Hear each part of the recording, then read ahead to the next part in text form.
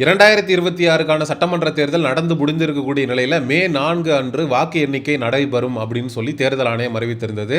இந்த நிலையில் தான் தமிழ்நாடு முழுவதும் விஜய் அவர்கள் புண்ணிய ஸ்தலங்களுக்கு சுற்றுப்பயணத்தை மேற்கொண்டிருந்தார்.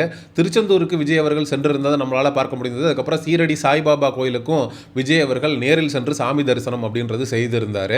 வேளாங்கண்ணிக்கு விஜய் அவர்கள் எப்படியாவது வந்துடுவார் அப்படின்னு சொல்லி மணப்பால் குடித்த இந்த தாவேகா தற்குறிகள் வேளாங்கண்ணி சர்ச்சை முற்றுகையிட்டு டிவிகே தளபதி தளபதி தளபதி அப்படின்னு கதறிய காட்சிகள் சமூக ஊடகங்களில் காட்டுத்தீயாக பரவி கொண்டிருக்கிறது.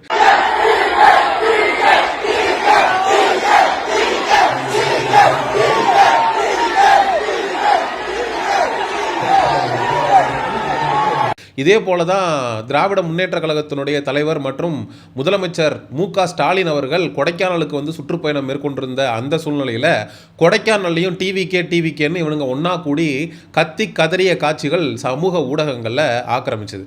இந்த தாவேகா தற்குறிகளுக்கு மே 4 அன்று கண்டிப்பாக கழுதை பால் கிடைக்கும் அப்படிங்கிறதுல மாற்று கருத்து இல்லை. ஏன்னா இவனுங்க மணப்பால் குடிக்கிறது எப்படியாவது நம்ம விஜய் அவர்கள் 120 தொகுதிக்கு மேலே கைப்பற்றி ஆட்சியை பிடிச்சிருவார் அப்படின்னு சொல்லி பகல் கனவு கண்டுட்டு இருக்காங்க. ஏன்னா அதற்கு முக்கிய காரணம் யாருன்னு கேட்டீங்கன்னா இந்த ஆதவர்ஜனா தான்.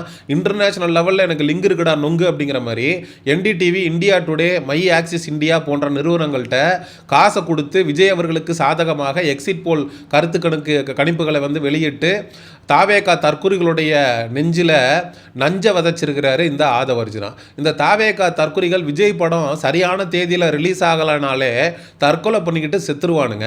இந்த தடவை தாவேகா ஆட்சி பொறுப்புக்கு வராது அப்படின்னா அவனுங்க தவறான முடிவுகளை எடுப்பதற்கு கூட வாய்ப்பு இருக்கு அப்படின்னு சொல்லப்படுது. இதே போல தான் ஒரு காலகட்டத்தில் வைகோ அவர்கள் திராவிட முன்னேற்ற கழகத்திலிருந்து வெளியில் வந்துட்டாரு அப்படின்னப்போ நிறைய பேர் தீ குளிச்சுட்டு செத்தாங்க.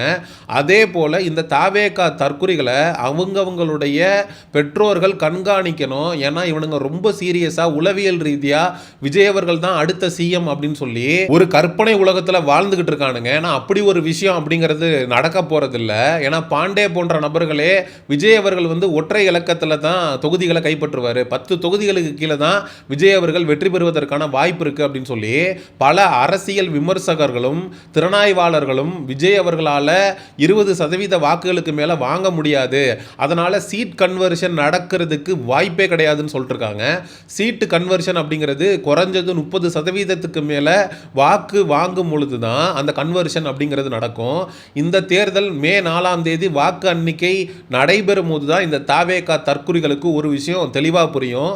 கண்டிப்பாக தாவேகா ஒரு 20 விழுக்காடு வாக்குகளை பெறும்போது நாம் தமிழர் கட்சி அந்த இடத்துல ஒரு 10 விழுக்காடு வாக்குகளை பெறும்போது தான் இவனுங்களுக்கு அரசியலுடைய அந்த ஹீட்டை இந்த தாவேகா தற்குறிங்க உணர்வானுங்க. குறிப்பாக இந்த தாவேகா மண்ணை கவ போகக்கூடிய தொகுதிகள் எல்லாம் நாம் தமிழர் கட்சி பிரித்த வாக்குகள் தான் தாவேகா வெற்றி பெற முடியாமல் போனதற்கு ஒரு முக்கிய காரணமாக அமையும் அப்படிங்கிறத இதற்கு முன்னாடி பேசின காணொலிகளில் நான் தொடர்ந்து சொல்லிக்கிட்டே இருக்கேன். ஏன்னா கடந்த 2021 சட்டமன்ற தேர்தலையே அண்ணன் சீமான் அவர்கள் பிரித்த வாக்கு தான் அதிமுக எதிர்கட்சியாகவும் திராவிட முன்னேற்ற கழகம் ஆளுங்கட்சியாகவும் போனதுக்கு முக்கிய காரணமாக அமைந்தது. அதே போல யார் வின்னர் யார் லூசர் அப்படிங்கிற அந்த டிசைடிங் அத்தாரிட்டியாக இருக்க போவது நாம் தமிழர் கட்சி பிரிக்க போற அந்த வாக்குகள் தான். இந்த அடிப்படை அறிவில்லாத தாவேகா தற்குறிகள் ஆத்துல அழகர் இறங்குற இடத்துல தாவேகான்னு கத்துறது, கொடைக்கானல்ல மு.க. ஸ்டாலின் அவர்கள் சுற்றுலா பயணம் மேற்கொண்டிருக்க இடத்துல போய் தாவேகான்னு கத்துறது, வேளாங்கண்ணியில கூடி நின்று தாவேகான்னு கத்துறது, இன்னும் மசூதியில மட்டும்தான் இவனுங்க போய் தாவேகான்னு கத்தல. அது மாதிரி எங்கெங்கெல்லாம் பொதுமக்கள் கூடுவாங்களோ பக்தியோடு அங்க போய் வந்து இயேசு கிறிஸ்துவ வேளாங்கண்ணி மாதாவை வந்து கும்பிடணும்னு போனவங்க காதில் கடவுளுடைய வார்த்தைகள் காதில் கேட்கணும் அப்படின்னு நினச்சிட்டு போனவங்களுக்கு இந்த தற்குறிங்க டிவிகேன்னு கத்துறத நாங்கள் ஏன்டா நடுராத்திரில் சுடுகாட்டுக்கு போனோம், ஆற்றுல அழகர் இறங்க வராருங்கிறப்போ பக்தியோடு வரக்கூடிய நபர்களுடைய காதில் இந்த டிவிகே அப்படிங்கிற சத்தம் ஏன் கேட்கணும் அப்படிங்கிற கேள்வி இந்த தாவேகா தற்குறிகளை பார்த்து நம்ம எழுப்ப வேண்டியிருக்கு. தொடர்ந்து தமிழ்நாடு முழுவதும் அனைத்து கோயில்கள்லையும் மசூதிகள்லையும் இது மாதிரி சர்ச்சுகள்லையும் போயிட்டு டிவிகே டிவிகே அப்படின்னு சொல்லி அந்த கட்சி பேரை கத்தி அங்கே இருக்கக்கூடிய பக்தர்களுக்கு பொதுமக்களுக்கு இவனுங்க தொடர்ந்து இடையூறு அப்படிங்கிறத ஏற்படுத்திகிட்டே இருக்கானுங்க. இதை விஜய் அவர்களும் வந்து கண்டுகொள்ளாமல் இருக்காரு. இது எதற்கு வழிவகுக்கும் அப்படின்னா, டிவிகே வருகிற மே 4ஆம் தேதி நடக்கவிருக்கக்கூடிய வாக்கு எண்ணிக்கையில் மிக பெரும்பான்மை பெற்று வெற்றி பெற்று விஜய் அவர்கள் முதலமைச்சர் ஆவார் அப்படின்னு சொல்லி பகல் கனவு கண்டுகிட்டு இருக்கக்கூடிய தற்குறிகளுக்கு மிகப்பெரிய ஒரு விரக்தியையும் ஏமாற்றத்தையும் உண்டு பண்ணுவதற்கான வாய்ப்பு இருக்கு. அந்த விரக்தியிலையும் ஏமாற்றத்திலையும் அவனுங்க தப்பான முடிவை எடுக்கிறதுக்கு வாய்ப்பு இருக்கு. இந்த சூசைட் மாதிரியான விஷயங்கள்லாம் விஜய் படம் ரிலீஸ் ஆகலை, தலைவா படம் ரிலீஸ் ஆகலைன்றப்பெல்லாம் ஒரு பையன் பாவம் தீக்குளிச்சு செத்தான். அதே போல எவனாவது ஒருத்தன் தப்பான முடிவு எடுப்பதற்கான வழிவகையை விஜய் அவர்களே செய்கிறார் அப்படிங்கிறது தான் நம்மளுடைய குற்றச்சாட்டா இருக்கு. மே 4 அன்னைக்கு வாக்கு எண்ணிக்கை நடைபெற்று முடிவுகள் வரப்போறது கண்டிப்பா தமிழக வெற்றி கழகத்திற்கு சாதகமாக இருக்க போவது இல்லை. கண்டிப்பாக தாவேகா தற்குறிகள் தமிழ்நாடு முழுவதும் குஜிலிமஸ்து செய்யப்படுவதற்கான வாய்ப்புகள் அதிகமாக தெரிகிறது.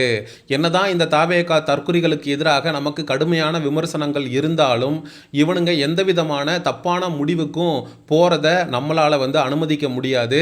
ஒன்று இந்த தாவேகா தற்குறிகள் செல்ஃப் ஹார்ம் பண்ணிக்கிறதுக்கு வாய்ப்பு இருக்கு. இல்லை அப்படின்னா ஒரு குழுவாக சேர்ந்து தமிழ்நாட்டில் சட்ட ஒழுங்கை சீர்குலைப்பதற்கான வாய்ப்புகள் அப்படிங்கிறது இருக்கு. கொஞ்ச நாளைக்கு முன்னாடி தான் திருச்சியில் வந்து ஸ்ரீரங்கம் பகுதியில் இவனுங்களுடைய தமிழக வெற்றி கழகத்துடைய அலுவலகத்தை இவனுங்களே தீய வச்சு கொளுத்திட்டு எதிர்க்கட்சி மேலே பழிய போட்டு திமுக பண்ணிடுச்சு அப்படின்னு சொல்லி உருட்டிக்கிட்டு இருந்தானுங்க. அதே போல் தமிழ்நாடு முழுவதும் இந்த தாவேகா தற்குறிகள் ஏதாவது கலவரத்தில் ஈடுபடுவதற்கான வாய்ப்புகள் அப்படிங்கிறது இருக்கு. அதனால் தாவேகாவோட ஆதரவாளன் எவனாவது ஒருத்தன் உங்கள் வீட்டில் இருந்தான் அப்படின்னா மே 4 அன்று அவனை உன்னிப்பாக பெற்றவர்கள் உறவினர்கள் கவனிங்க. அவன் எந்த விதமான தப்பான முடிவையும் நோக்கி போயிடக்கூடாதுங்கிறதுல ரொம்ப தெளிவாக இருங்க. அதே போல் காவல்துறை மே 4 அன்று விழிப்புடன் செயல்பட வேண்டும். இந்த தாவேகா தற்குறிகள் ஒரு 10 பேராக சேர்ந்துக்கிட்டு பொது சொத்துக்கு சேதம் விளைவிக்கிறது, பஸ்ஸு கண்ணாடியை அடித்து உடைக்கிறது, இது மாதிரியான குற்றச் செயல்களில் இந்த தாவேகா தற்குறிகள் ஈடுபடுவதற்கான வாய்ப்பு இருக்கு. அதற்கு முன்னாடியே தமிழக காவல்துறை பதட்டம் நிறைந்த பகுதிகளில் இந்த தாவேகா தற்குறிகள் எவனாவது அந்த இடத்துல வந்து கலவரத்தை தூண்டுவதற்கான முயற்சியில் ஈடுபடுறான், பிளான் பண்றான் அப்படின்னா முன்னெச்சரிக்கை நடவடிக்கையாக இந்த தாவேகா தற்குறிகளை ஆங்காங்கே கைது செய்து காவல்துறை காயடித்து சட்டம் ஒழுங்கு இவனுங்கனால எந்த விதத்திலையும் சந்தி சிரிச்சிடக்கூடாது அப்படின்றதுக்கான முன்னெச்சரிக்கை நடவடிக்கைகளை காவல்துறையும் செய்யணும் அப்படிங்கிறத தாழ்மையாக நம்ம இந்த இடத்துல கேட்டுக்கொள்ள வேண்டியிருக்கு. உண்மையை சொல்லணும்னா நம்மளை வந்து ஒட்டுமொத்தமாக வந்து இவனுங்க பதட்டப்பட வச்சிருக்கானுங்க. ஏன்னா இவனுங்களுடைய செயல்பாடுகள் அப்படிங்கிறது அப்படிதான் இருந்திருக்கு. ஏன்னா நம்ம வந்து இந்த தமிழக வெற்றி கழகம் அப்படின்னு யோசிக்கும் போது நம்ம அந்த கரூர் சம்பவத்தை நம்மளால கடந்து வராமல் இருக்க முடியல. 41 உயிருங்கிறது அனாமத்தா போச்சு. இவனுங்கனால இன்னும் எத்தனை உயிர் போகுமா அப்படிங்கிற கேள்வியை நமக்கு தொடர்ந்து எழுப்பிக்கிட்டே இருக்கு.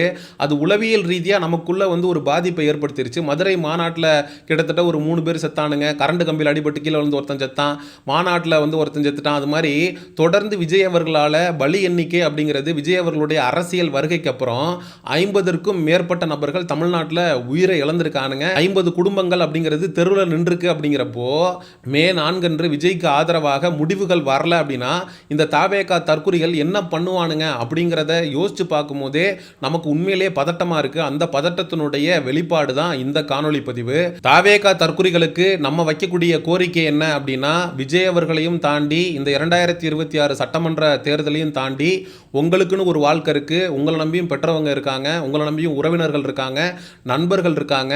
நமக்கான வாழ்க்கையை நம்ம தான் வாழணும். ஒரு நடிகனுக்கு பின்னாடி போய் ஒரு நடிகன் வெற்றி பெறல அப்படின்றதுக்காக அந்த நடிகனுக்காக நீங்கள் எதை இறங்கி செஞ்சாலும் உங்களுக்காக அந்த நடிகன் இறங்கி வந்து நிற்க போவதில்லை அப்படின்னு சொல்லி இந்த காணொலியை நான் நிறைவு செய்கிறேன். நாம் தமிழர் கட்சி தம்பிகள் இந்த காணொலியை தாவேகா தற்குறிகளுடைய கண்ணில் படும் வரை பகிருங்க. சமூக நிகழ்வு அரசியல் சார்ந்த பதிவுகளுக்கு சயோனிசம் சேனலை சப்ஸ்கிரைப் பண்ணுங்க. அடுத்த ஒரு காணொலி பதிவில் சந்திப்போம். நன்றி, வணக்கம்.